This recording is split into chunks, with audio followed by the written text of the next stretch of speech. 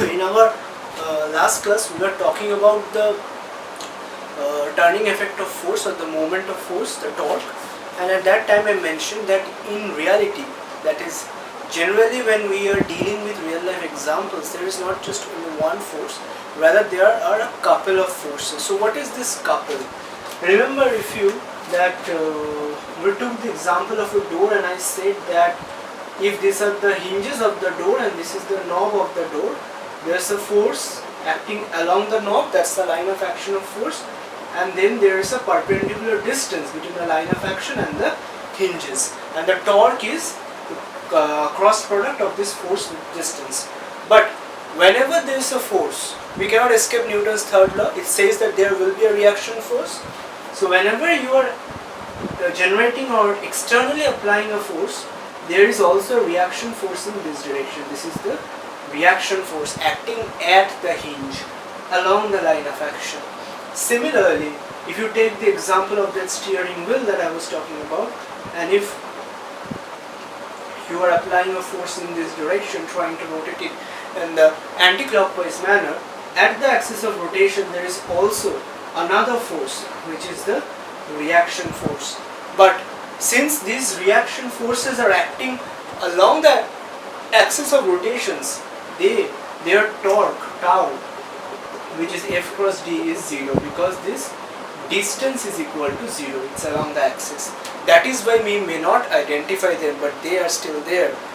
In your book, it is described, or the definition of couple is given as two equal and opposite parallel forces not acting along the same line form a couple. So, like in this case of door, F and R, they are equal to each other in magnitude.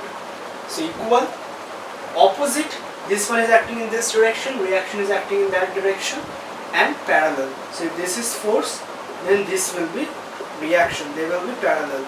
They cannot be inclined to one another. Okay, so what's couple? Couple is this pair, that's two, pair of equal and opposite parallel forces not acting along the same line. So that's the sad story of the couple in physics. Even though they are a couple here, they cannot come together. They have to stay apart, not along the same line, and they need to stay opposite to each other, parallel to each other. So couple is there whenever any kind of torque or turning effect is happening. The reaction force, we are not exactly trying to, we cannot identify or at many times feel that reaction force, because it is exactly acting along the axis of rotation. As a result, the distance is 0, so the torque is 0.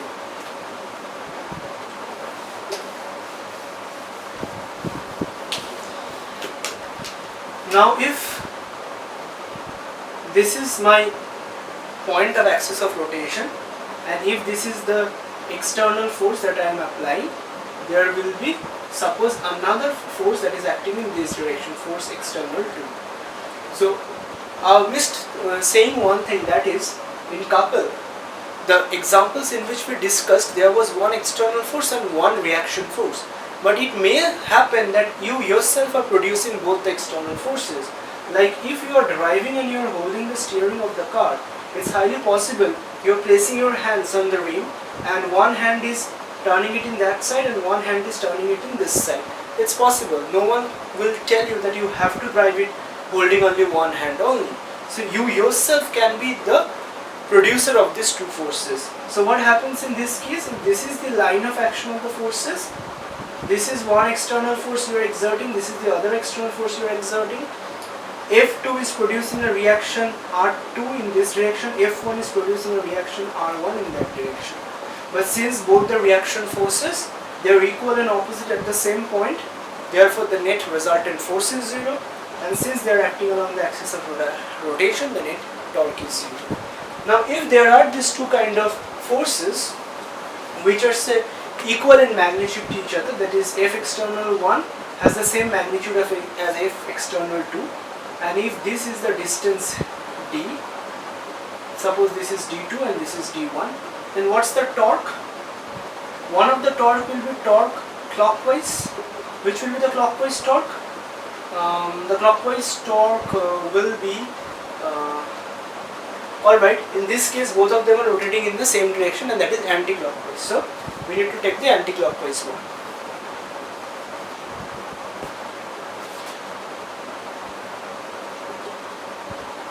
So the torque acting in the anti-clockwise direction, it is force external 1 crossed with D1 plus force external 2 crossed with D2. Okay. Now I already said that force external 1 and force external 2 are equal to each other. So this is basically F cross multiplied with D1 plus D2. That's the total distance. So if D1 plus D2 is D, then this is F cross D1. So the torque, in this case the couple, is equal to the force multiplied with the distance, and as it is given in your book, the torque in the case of the couple, the moment of force can be obtained by multiplying either force. We are either taking external 1 or external 2, and we multiply it with the perpendicular distance between the two forces. This complete perpendicular distance between the two forces is called the couple arm. This complete perpendicular distance between the two forces, F external 1 and F external 2, is called the couple arm, and that couple arm is the D here. So the moment of force in the case of torque is product of either of the forces. If the two forces are equal, you can take either of the forces and multiply it with the couple arm, the distance D.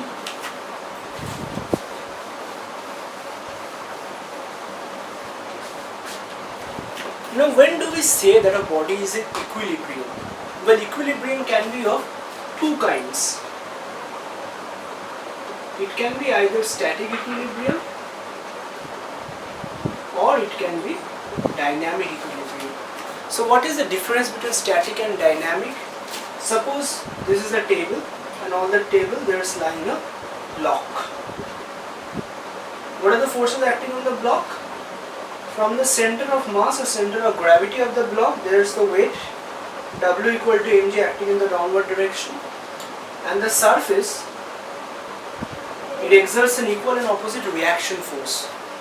This W and this R, they are equal in magnitude to each other, and they are acting in opposite directions, so they cancel. Thus the book, or in this case the block, which was at rest, remains at rest.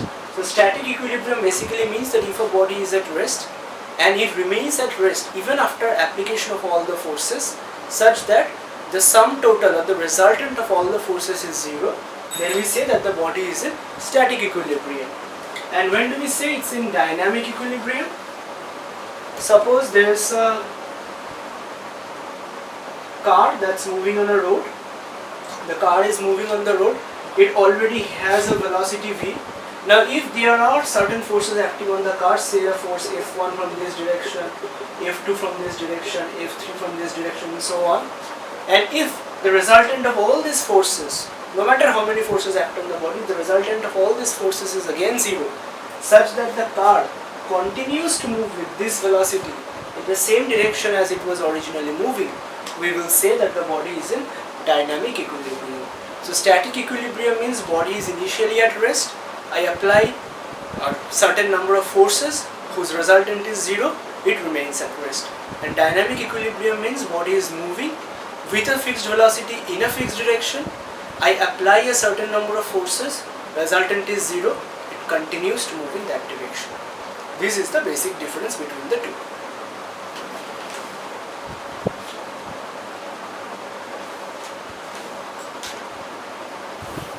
In your book, while explaining the dynamic equilibrium case, they have given the example of a raindrop. That's a pretty good example. So if these are the clouds and this is our ground down here, and when the raindrops come down, they come down with a certain velocity. This velocity is known as the terminal velocity. So whenever a raindrop is coming down, what are the forces acting on the raindrop? There's the force of gravity acting in the downward direction. Now it's coming or moving through a medium of air. So in the upward direction, there is a upthrust due to the air, and there is also a resistive force known as the viscous drag. So in the upward direction we have the viscous drag, the upthrust due to the air. In the downward direction we have the weight. When the raindrop travels to a certain distance, this force equals and balances the force acting in the upward direction such that the net force on the raindrop is 0.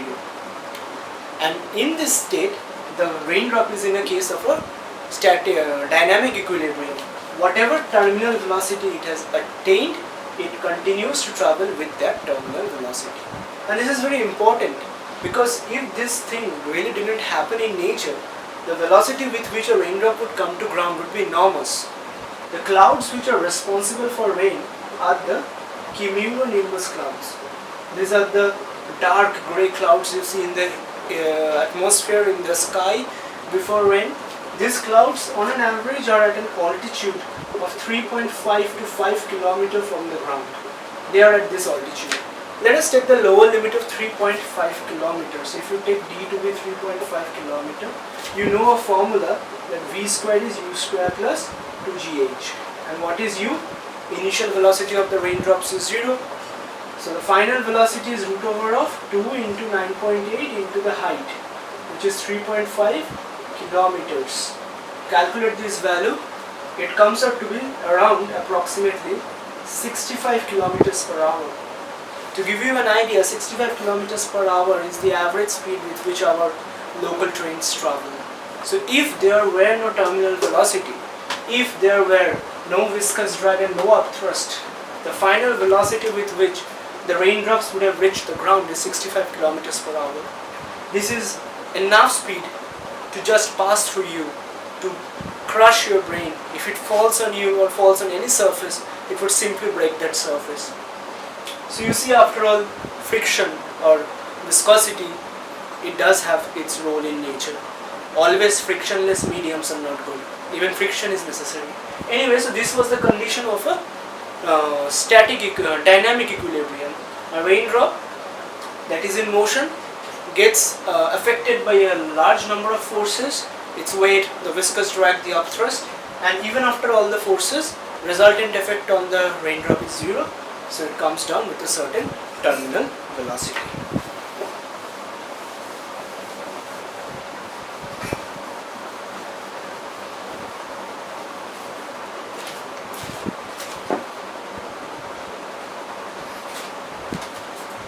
That brings us to the last topic, which is the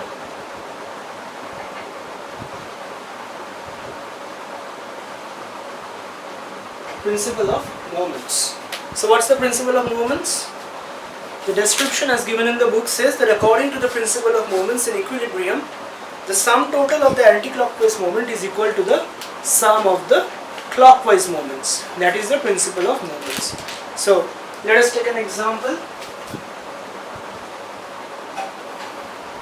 Suppose this is the point about which a body is being maintained. Say this is the example of a seesaw, as you see in the parks, and this is where the seesaw is balanced.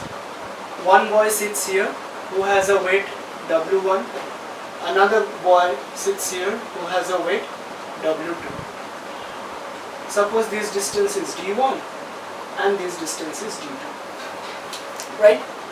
So what is this moment? This is the anti-clockwise moment. It's against the way the clock moves. Anti-clockwise moments are positive moments. So the positive moment in this case is weight W1 times D1. I am only taking the magnitude since I am not showing the vector signs. And the negative moment, which is the clockwise moment, is equal to the weight 2 multiplied with the distance D2. Principle of moment says that if the body is in equilibrium, sum of clockwise moments should be equal to sum of anti-clockwise moments. So when the body is in equilibrium, W1 D1 should be equal to W1 D2, which brings us to the case that W1 by W2 is D2 by D1. So the ratio of the weights or the ratio of the masses should be inverse to the ratio of the distances.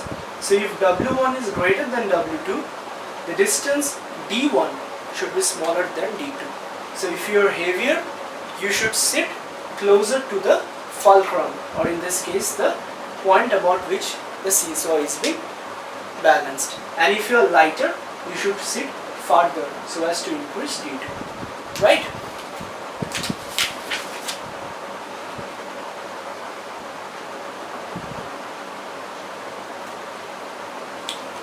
In your book you shall find the example that they have given with the help of a meter ruler, and they have taken two spring balances and weights. Well, it is similar to this one. Go through it. I am sure you will understand it. It's almost similar to this. I don't see anything else that I have missed out.